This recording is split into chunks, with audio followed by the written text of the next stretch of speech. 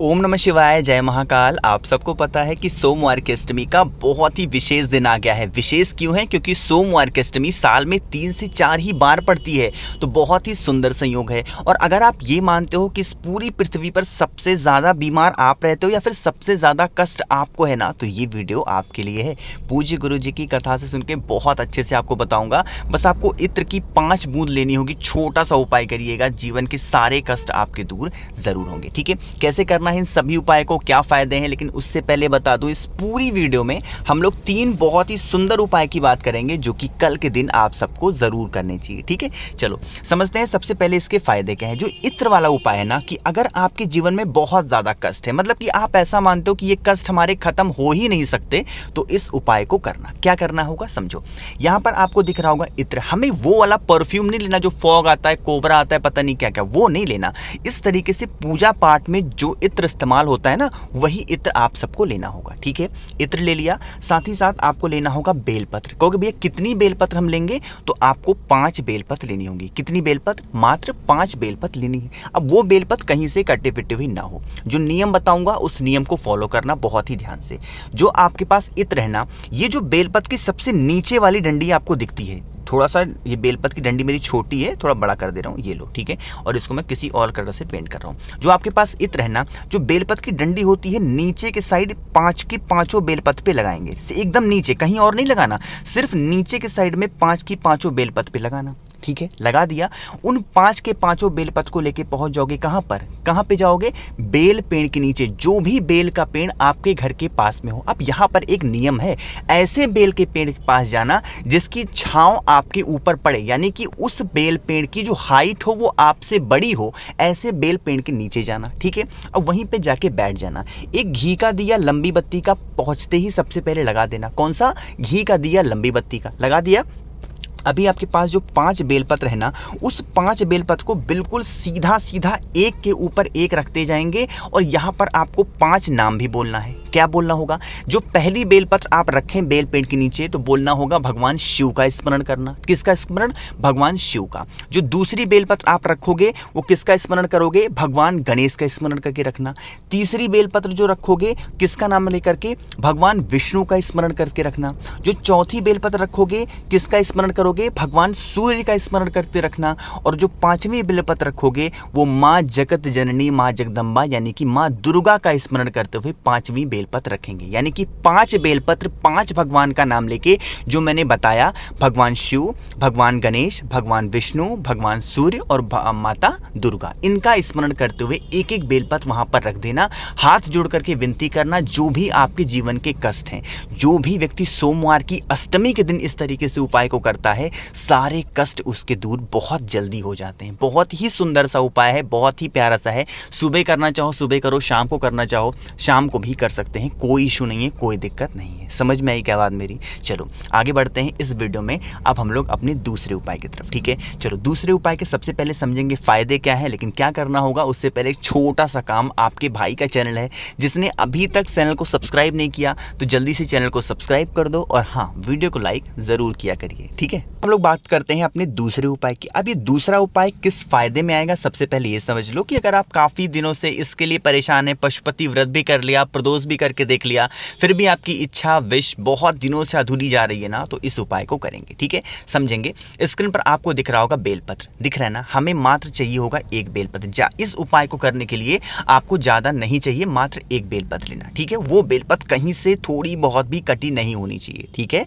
ले लिया। साथ ही साथ लेना होगा आपको इस तरीके से शहद। कहो भैया शहद कितना लें? ज़्यादा नहीं, मात्र 1 बूंद शहद की हमें ज़रूरत होगी। ठीक है, ले लिया। अब यहाँ पर हमें लेना होगा लाल चंदन।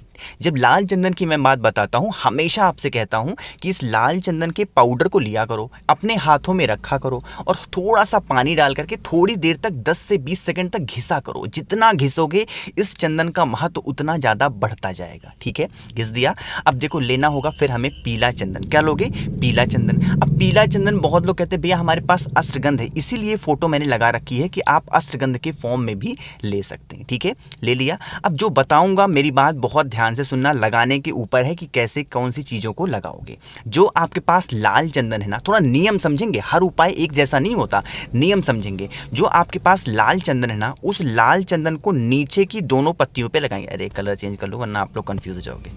चलो, ये जो लाल चंदन है ना, उसको नीचे की दोनों पत्तियों पर बेलपत्र पे लगा लेना। बहुत अच्छे से लगाओगे कि वो जो बेलपत्र का हरा वाला पार्ट है ना, वो कहीं से शो नहीं होना चाहिए, कहीं से दिखना नहीं चाहिए। देखो मैं कैसे प्यार से लगा रहा हूँ, इसी तरीके से आप भी लगा लेना। ठीक है, लगा लिया। अभी आपके पास क्या है, बेलपत्र, एक पीला चंदन है। तो ऊपर की जो बड़ी वाली पत्ती नहीं दिख रही है आपको, उस बड़ी वाली पत्ती पर आपको अच्छे तरीके से पीले चंदन का लेपन करना है।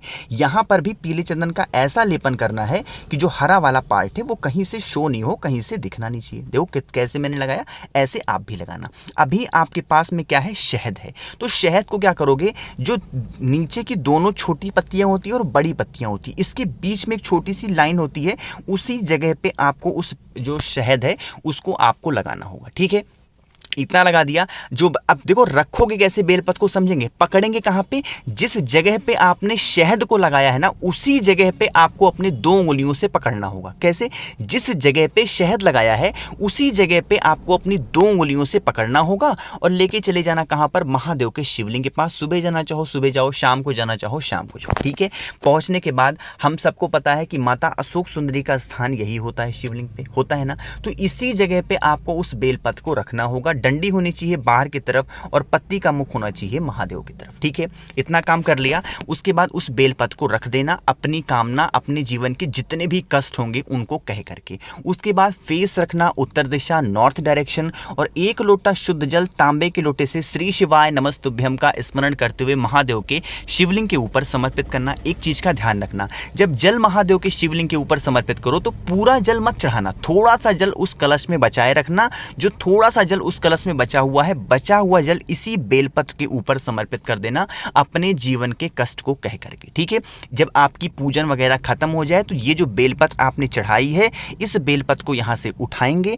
उठाने के बाद आप लेके इसको घर चले जाएंगे। ठीक है, और 11 दिनों तक आप इसको अपने घर पे रखेंगे और उसके बाद 11 दिनों के बाद किसी भी नदी, तालाब, सरोवर, जलाशय में ले जा करके उस बेलपत्र को प्रवाहित कर देंगे, अपने जीवन के कष्ट को कह करके। जो भी व्यक्ति सोमवार की अष्टमी के दिन इस उपाय को करता है उसके जीवन के सारे कष्ट खत्म हो जाते हैं। करके देखिएगा, आपके सारे कष्ट खत्म होंगे और कोई भी ऐसी मनोकामना आपकी बचेगी नहीं जो पूरी ना हो, सारी इच्छाएं पूरी जरूर हो जाएंगी। ठीक है, समझ में आई बात। तो 2 उपाय की बात हमने यहाँ पर कर ली है। आगे बढ़ते हैं इस वीडियो में। अब हम लोग अपने तीसरे उपाय और इस वीडियो का आखिरी उपाय, ठीक है, वो आखिरी उपाय क्या है समझेंगे। तो सबसे पहले आप इस उपाय के फायदे समझ लें। इस उपाय का बस एक फायदा है और वो फायदा है लड़ाई, है ना, कि अगर आप ये चाहते हैं कि आपके घर में कभी भी लड़ाइयाँ हो ही ना, आपका पूरा परिवार एकता के साथ रहे, यूनिटी के साथ रहे ना, तो इस उपाय को जरूर करना भूलना मत, है ना। कल बहुत शुभ दिन है, प्यारा सा दिन है, सोमवार की अष्टमी का दिन, करिएगा। हमें सबसे पहले जरूरत होगी इस उपाय के लिए इस तरीके से मौली यानी कि कलावा की, जो हम लोग अपने हाथ में रक्षा सूत्र बांधते हैं वही, बहुत ज्यादा नहीं, थोड़ा सा ले लेना। ठीक है, साथ ही साथ आपको लेना होगा इस तरीके से गौ माता का कच्चा दूध, वो दूध जो पकाया हुआ ना हो, लेकिन वो दूध गौ माता का ही होना चाहिए। ठीक है, ले लिया। इन दोनों चीजों को लेके पहुंच जाना वट वृक्ष के नीचे। कहां पे जाओगे, वट वृक्ष के नीचे। जो नियम बताऊंगा उसको सबसे पहले फॉलो करेंगे।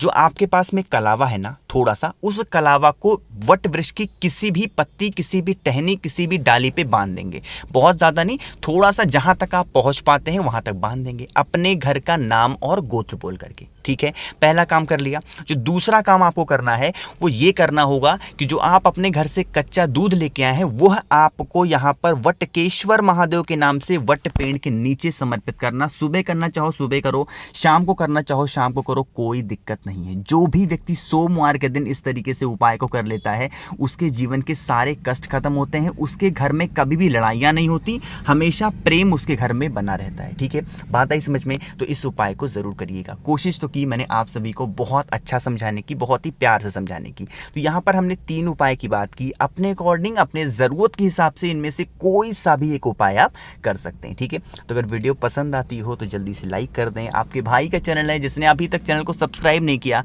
तो जल्दी से चैनल को सब्सक्राइब कर दो, और कुछ पूछना हो तो नीचे कॉमेंट में पूछ सकते हैं। ओम नमः शिवाय, जय महाकाल।